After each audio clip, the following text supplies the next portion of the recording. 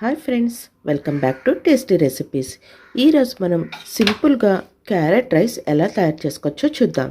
Carrot rice తయారు చేయడం కోసం ముందుగా క్యారెట్ని బాగా వాష్ చేసుకుని పైన ఉన్న తొక్కని పీల్ చేసుకుని చిన్న చిన్న ముక్కల కింద కట్ చేసుకుని రెడీగా ఉంచుకోవాలి.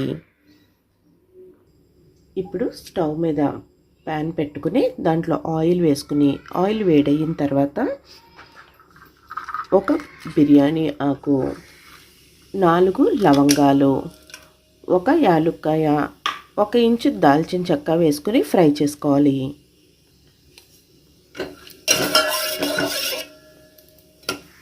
కొంచెం ఫ్రై అయిన తర్వాత 1 టీ స్పూన్ అల్లం వెల్లుల్లి పేస్ట్ వేసుకుని ఫ్రై చేసుకోవాలి.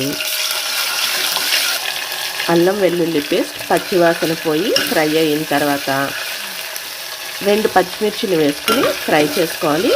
ఇప్పుడు ఈ అల్లం వెల్లుల్లి పేస్ట్ కొంచెం కలర్ చేంజ్ అవుతున్నప్పుడు మనం కట్ చేసుకుని ఉంచుకున్న క్యారెట్ కూడా వేసేసుకుని ఫ్రై చేసుకోవాలి.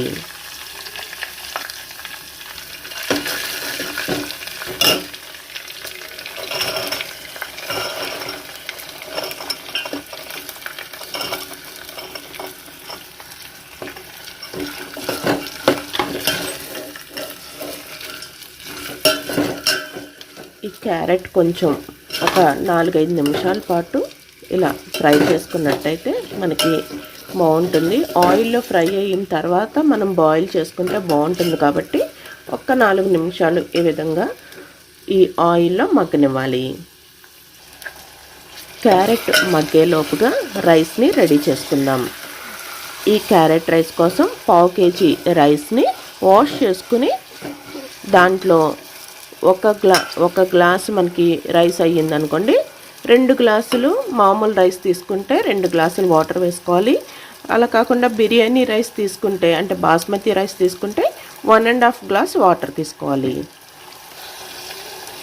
ఈ విధంగా కొంచెం ఆయిల్లో మగ్గిన తర్వాత కడిగి రెడీగా ఉంచుకున్న రైస్ని వేసేసుకోవాలి.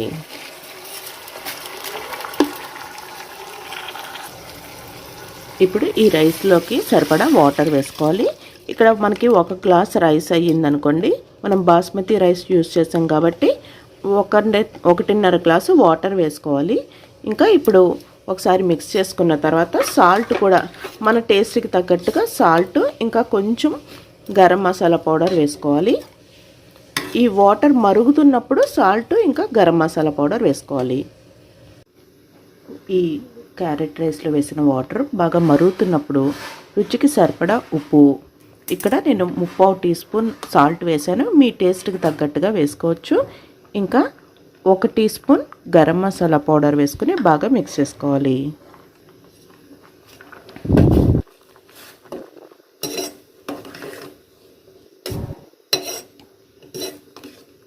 ఇప్పుడు దీన్ని రైస్ కుక్కర్లో పెట్టుకుని ఉడికించుకుంటే మనకి క్యారెట్ రైస్ రెడీ అయిపోతుంది.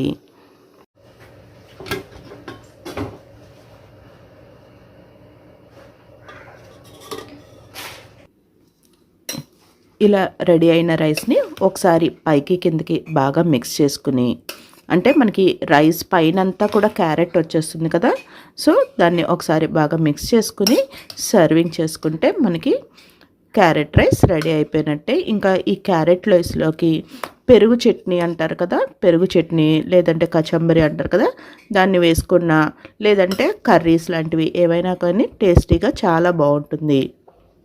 సింపుల్గా త్వరగా రెడీ అయిపోవాలి అనుకుంటే కచంబరి అంటే పెరుగు చట్నీ కూడా చాలా బాగుంటుంది.